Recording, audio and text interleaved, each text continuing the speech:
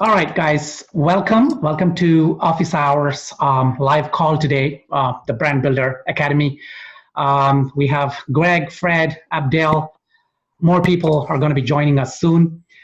So every Friday, I intend to do an Office Hours live call. It'll be an hour, and we'll talk about pertinent topics. It's Office Hours because it's during the daytime in the US, and fairly kind of reasonable hour in EU, a little unreasonable in Australia. We have lots of friends from Australia. So hopefully I will record this and we'll see if I can put it up in the Academy. If not, maybe just on a server or YouTube or something like that, and I'll send. So today's topic, I really wanted to talk about pricing and how to increase pricing, but from a different perspective, because there's loads and loads of videos out there and people talking about pricing. There's articles on how to increase pricing, but I wanted to approach it from two different angles. One is, of course, my experience from my agency and how we increase prices and the kind of challenges we see, the difficulties and strategies and things like that on the one hand. And on the other hand, I wanted to look at it from the kind of psychological reason why increasing pricing is such a difficult thing. And there are many psychological reasons, of course, but the one that I'm very interested in today is something called the imposter syndrome, right? So what that means, and it's a fairly kind of common topic these days, is that when one feels that the kind of experience or the achievements that are coming to them, they're not worth those achievements. That's called the imposter syndrome. Now, of course, it could also be called that people feel like a fraud, but that's, I think, a little harsh. Maybe that is the truth, but I feel that it feels a little harsh. Feeling like hey, Mark, welcome. Feeling like a fraud maybe is a little hard.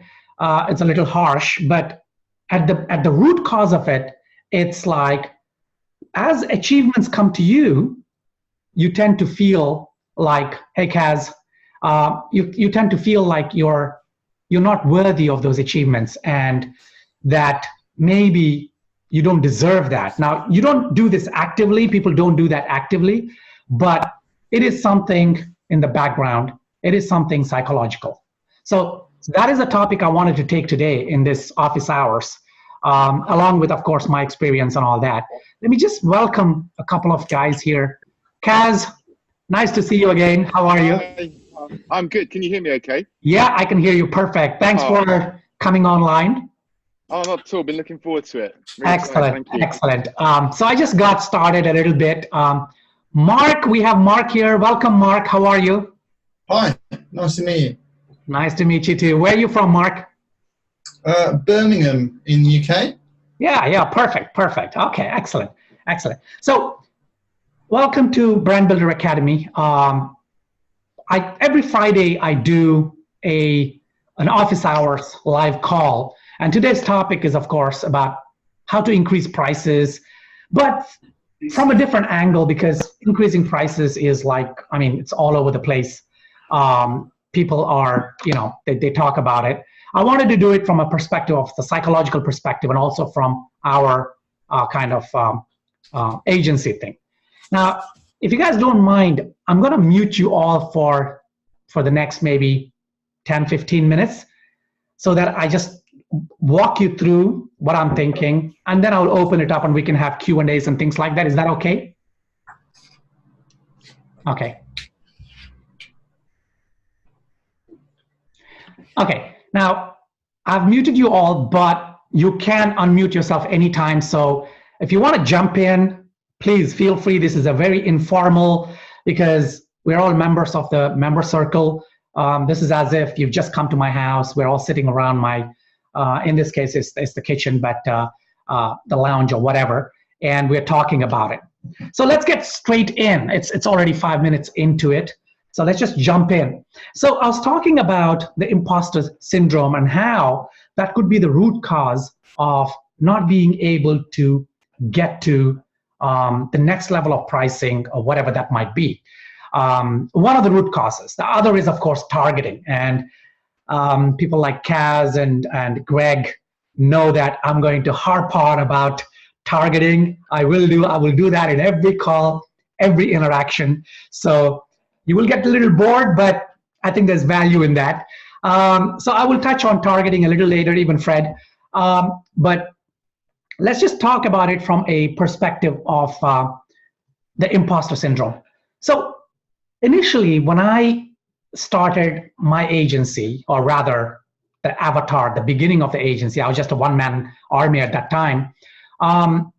Really, the thing that really held me back from increasing my prices was the imposter thing, in the sense that I sort of felt like I could not pitch bigger clients or take on bigger clients or even target bigger clients. And obviously that led to the psychological barrier for pricing. So I was coming from a graphic design firm, which, it sort of almost died. Well, it died due to Google, but I was starting fresh from the ashes of that firm. Now, in that firm, and this is going back, I would say 2012, something like that, we had logo design packages. We were predominantly doing logos, even though, of course, brand identity, web design, graphic, we were all over the place. But there was no focus in the sense that there was no strategic focus, but logos was what we were working on. And we were charging something like anywhere from $299 on the low end to $499 or $699 sometimes on the high end. Now that died, and then I decided to start my agency as a single kind of one-man army. And of course, the first thing I wanted to do was, getting any kind of client is fantastic. I mean, getting any kind of client is when you're not getting any clients, then any inquiry is God sent.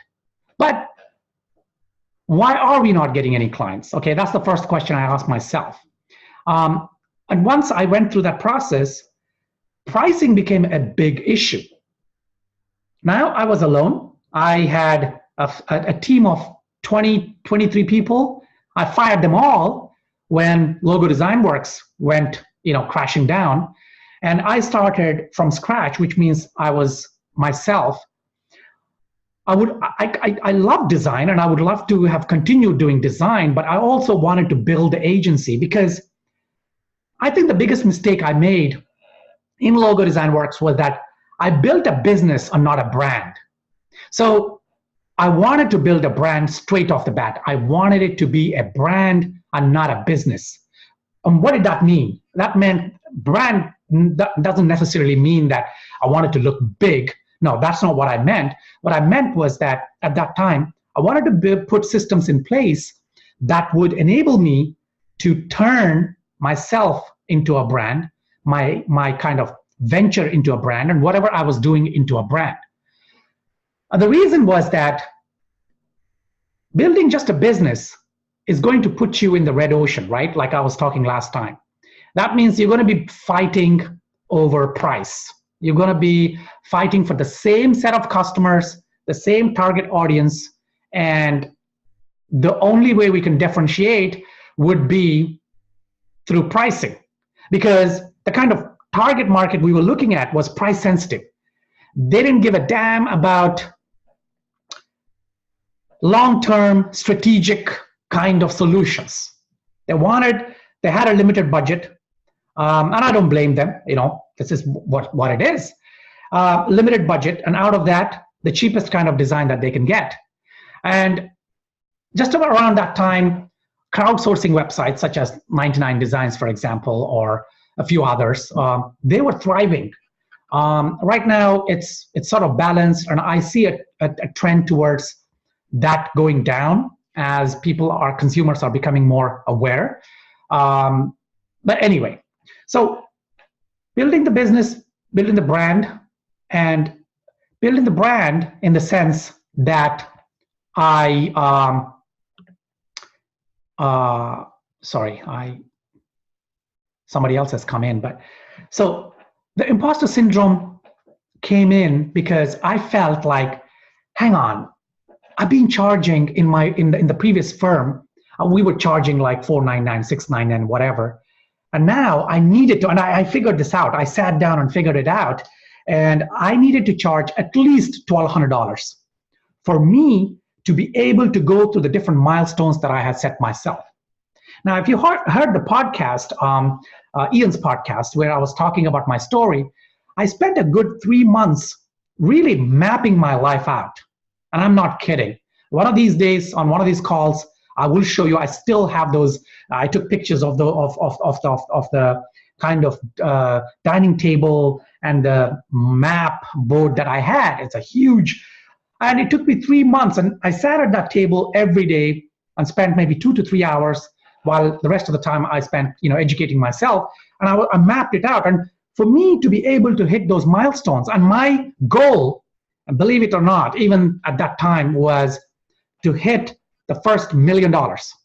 Okay, for some that might sound like cheesy kind of, because you hear these on Facebook, on social media channels. You go there, guys, come onto this webinar.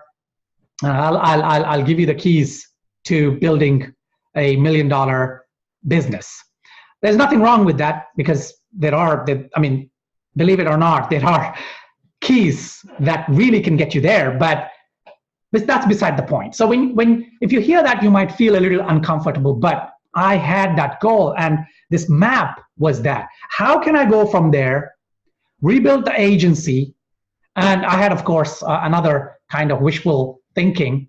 The thinking was, how do I get my team back, the people that I fired? How do I get them back into my company, and this time reach $1 million and not be a business, but be a brand? So I had 3 or 4 major goals. In terms of revenue, of course, hitting the 1 million. In terms of my heart, that was about bringing all the team members that I fired, all of them back. And in terms of the vision, was to build an agency. So these are the 3 core pillars, and I had a few others. So $1,200 for me to pitch and to ask for $1,200, I felt was like, am I doing something unethical? Not unethical, but is it fair? Okay, but something happened, and I thank the Almighty that this happened to me. It was a situation that happened a few months into this process, and I was still around the 600-700. Maybe I was pushing it to 800, but that was it. But something happened with a client that really changed my perspective. So this client came to me and said that they've been through this process of getting the right kind of logo, and they've already been to 2 designers, or rather, one was a design firm and the other was an agency. And now they came to me because of a previous client. So it was almost like a referral. So someone had, and the relationship I had with that client, we were very friendly. So just because of that, this person came to me and said, you know what, this is the last shot. We want to give it a shot. So can you do something for us? I said, yeah, fine. And she said, I will send you the previous work that the designers had done, which I didn't like. Maybe that would help you. And I said, well, okay, I will let you know. Don't send it to me right now. I will let you know. And the reason was, in my philosophy, I never look at, it's a philosophy in our agency, believe it or not. We never look at, if a client sends us designs done by a different designer, we never look at them.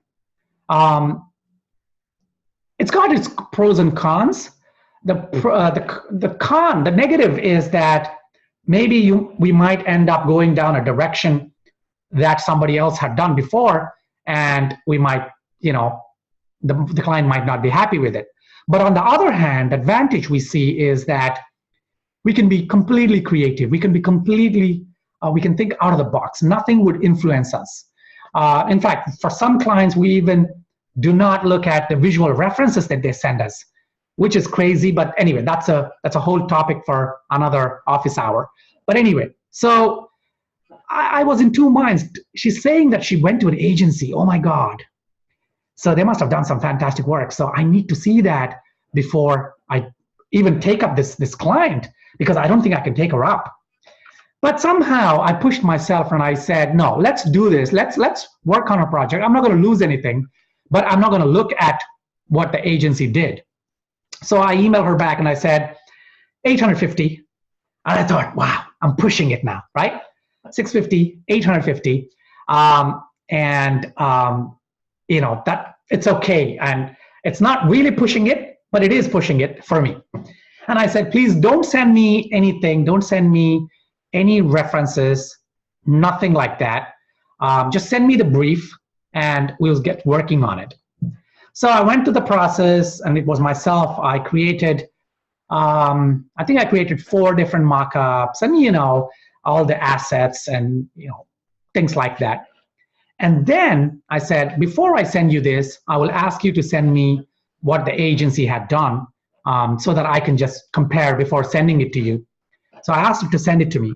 And she sent me this PDF file of the agency. And by the way, she already told me that the agency had charged her, I think it was $4,000 at that time, just for a logo. And they sent her 3 concepts, just 3 concepts. And it was just a PDF file with 2 pages.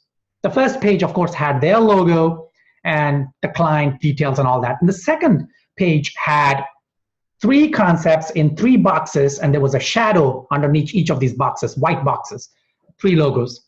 And at the bottom of that, they had a color strip with the color palette, and I could see that the colors were reflecting on the 3. And that was the best thing that happened to me, because I looked at those designs, I looked at the presentation, I then opened what I had done, and already I'd prepared the presentations, I prepared my kind of mock-ups and everything for each of the concepts, 4 concepts. I had 24 different slides, 24 different sections. And that was the day that really I lost my imposter syndrome without knowing it, without realizing it. I didn't know that, but of course now, you know, I evaluate and I know what happened, because I'm not trying to dish other designers or the other agency. Don't get me wrong. They did what they did. I did what I did. You know, sometimes we can create a design that is so fantastic to our eyes, but maybe your designer friends would say, Mash, what the hell was that, man? What were you thinking with that design? Or we create 4 different designs, right? And or 6, and one of them is based on client's request. And you know that in your heart, it looks ugly, it looks terrible. And you're like praying, please don't pick that, because you cannot put it in your portfolio. You cannot show it to anyone. And then the client picks it because the client says, yeah, your designs were okay, but I think this was the better one. And you're thinking, oh my God, is this true? So design is subjective, right? So I'm not trying to dish anyone, but that day I opened my eyes and I felt that, geez, the agency doesn't mean better work. Agency doesn't mean better presentation. It just meant that this particular client happened to contact them. And by the way, then of course, after I presented these and I really put in a lot of effort, I actually did a live presentation, and this was on Skype. And in those days, Skype was terrible, but still, whatever. So I did the presentation because I really wanted to get some insights from this client. And I knew that simply an email or a phone call wouldn't do. And later, I actually picked her brains on why she went to the agency and what was their pitching process. And so I hacked that a little bit. But anyway, so I said immediately, I need to send to this client. I sort of sent not the thing, but the presentation to the client. And I said, come online, we will analyze it. So the presentation would have a password, and I said, I'll give it to you online. That way, so she has something that she can open up while I'm there and blah, blah. Anyway,